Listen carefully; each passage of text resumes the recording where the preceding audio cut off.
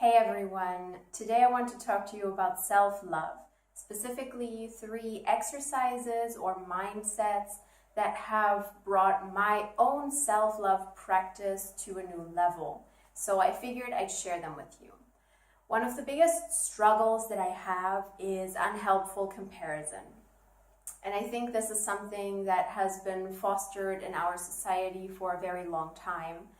And I want to talk about comparing your beauty, as in your facial features, your bodily features, and your role in life or your actions in life to other people, and how I sort of manage to overcome comparing myself in a negative way with people.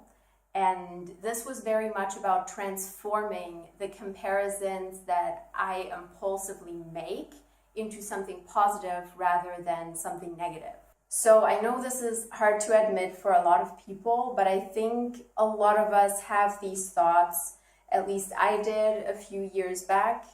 When I saw a person, I would immediately categorize them into more beautiful or less beautiful than me.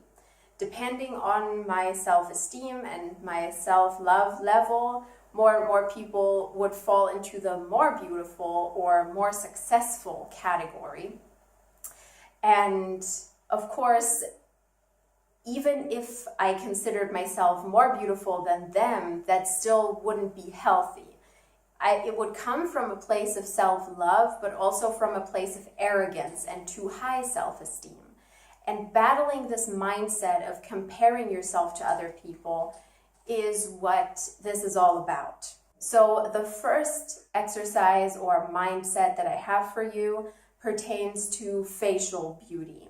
You want to go out in the world and consider everybody beautiful. Specifically, by thinking about what is beautiful about a person that you see, you take away focus from yourself and how you relate to their beauty, and rather think about them. You know, a lot of people who are conventionally beautiful and would be considered beautiful by a lot of people in reality still don't consider themselves beautiful.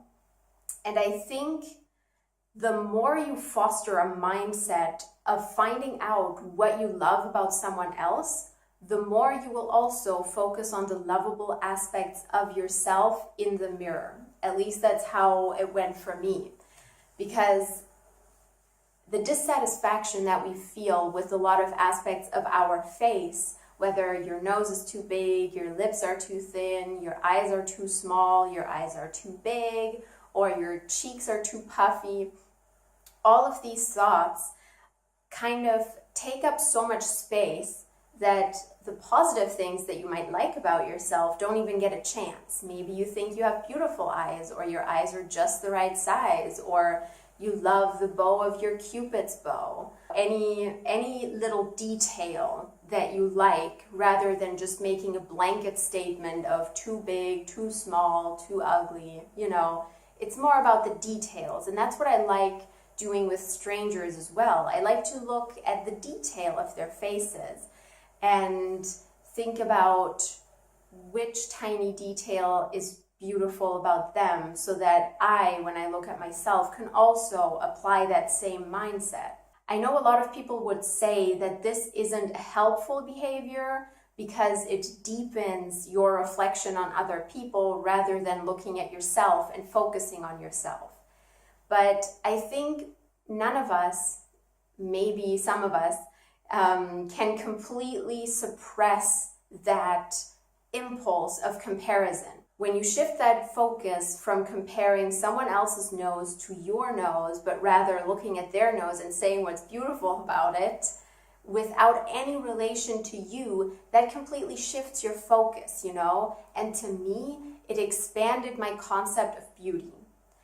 As a society, I don't think it is likely that we will get completely away from the concept of beauty itself.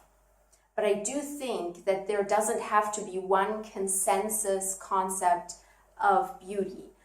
Everybody can have their own ideas of what is aesthetically pleasing and what is beautiful about a person.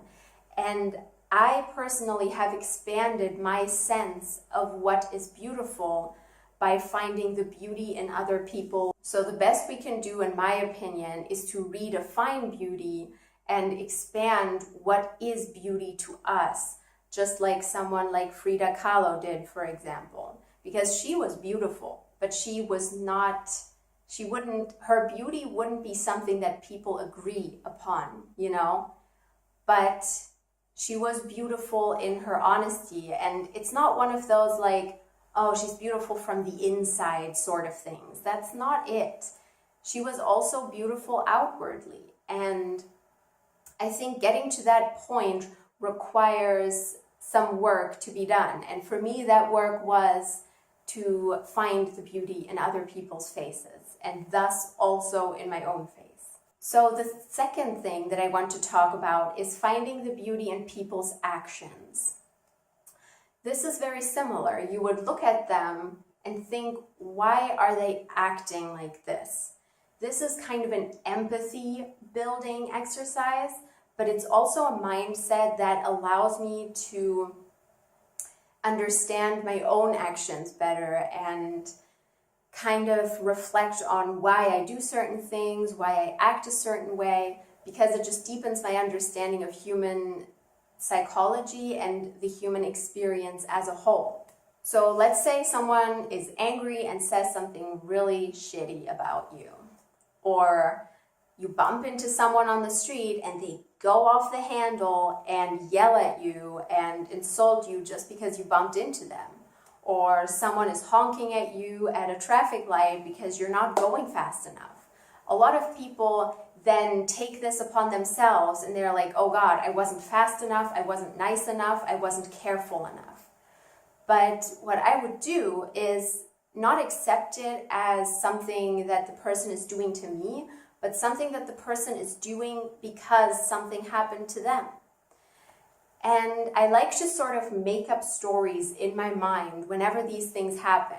For example, I imagine maybe their cat died yesterday, or maybe they have a huge hospital bill that they have to take care of, or some other health issue. Maybe they are in pain. Maybe they are fighting with their significant other. And this whole spectrum of why somebody could be acting the way they are right now gives me a greater understanding. Because, of course you can say, don't take it out on other people. If you're fighting with your significant other, then just focus on the relationship rather than bringing your anger into your other friendships. But we all have moments where we react in ways that we don't find optimal afterwards, or that we are ashamed of afterwards. And there's always a reason why we did it.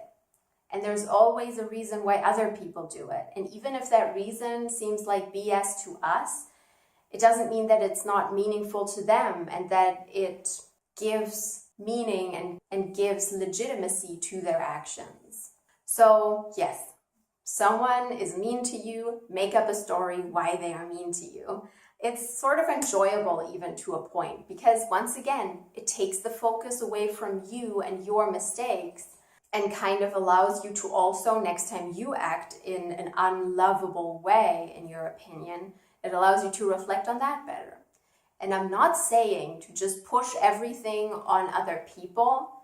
I think one of the worst habits that you can have is to not reflect on yourself because you think it's always the other person's issue.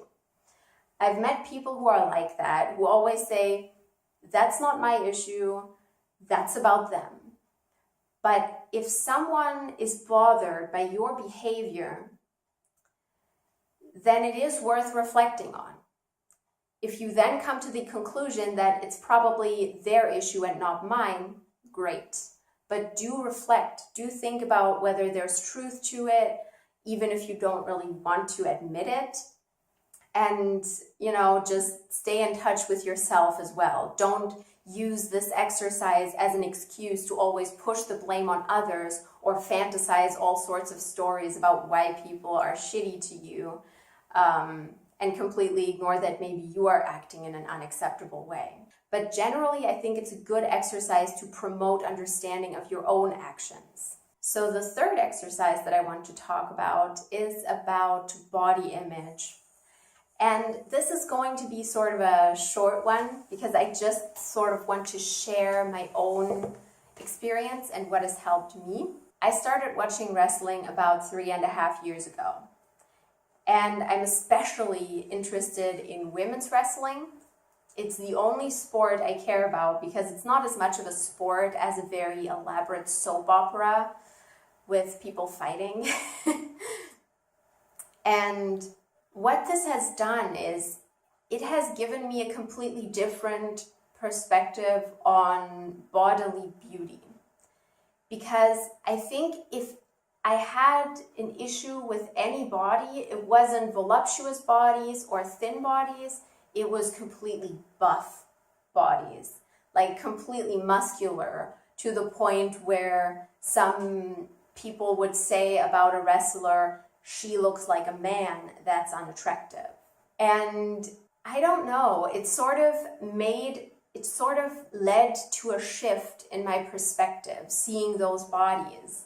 I started understanding that traditionally feminine features aren't the only thing that makes a body beautiful. And I can't quite explain or get to the bottom of where this started and how it progressed, but I just wanted to share with you that seeing and being in the presence of bodies like that is what can build up a higher tolerance to them or a higher love for them even. And it also helped me love my own body. You know, some of them, they aren't perfect and they still show their bodies on TV every week. Some of them are chubby, some of them are super muscular, some of them have really big thighs, but it is all part of the function of their body, if that makes sense. They fight and their body is how it is and it performs well. And it doesn't matter that you're chubby. You don't have to be super thin to be a good athlete. You don't have to be super muscular to be a good athlete. And this is true in men's wrestling as well. And I feel like seeing the body as a functioning unit, independent of its beauty, is what sort of led to a shift in my perspective. As I said, it's very hard to explain, but that's why I think that showing bodies like this is also very important. You know, not just showing voluptuous bodies or thin bodies, but also showing super muscular bodies and showing the bodies of trans people, because they are beautiful. And it's very hard to explain how wrestling brought about that shift in my perspective, but I hope you sort of understand what I'm getting at. It just allowed me to think my body is good where it's at, you know, because it has the functionality that a body should have. And even though I'm not going to get in a wrestling ring, my body is a tool. And in that, it is already beautiful. It's what I live through. It's what I live in. And even just that fact and all the things it can do, all the amazing things it can do, make it beautiful. And by now, a lot of these things I have incorporated so much that I don't have to think consciously about it.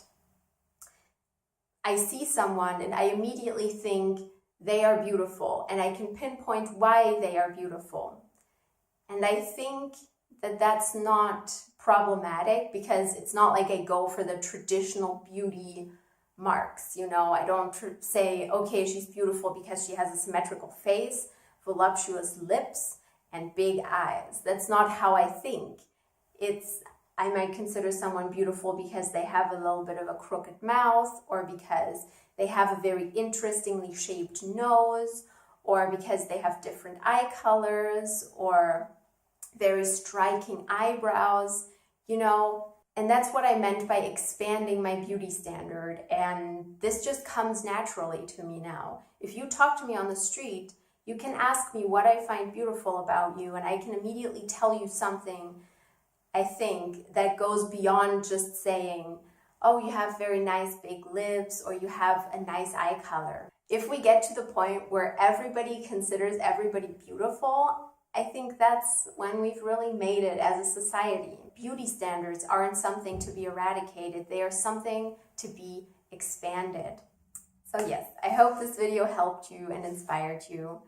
I love you all so much, and I hope you have fun trying out these exercises if you do, and these little mindset shifts. And I'll see you all next time.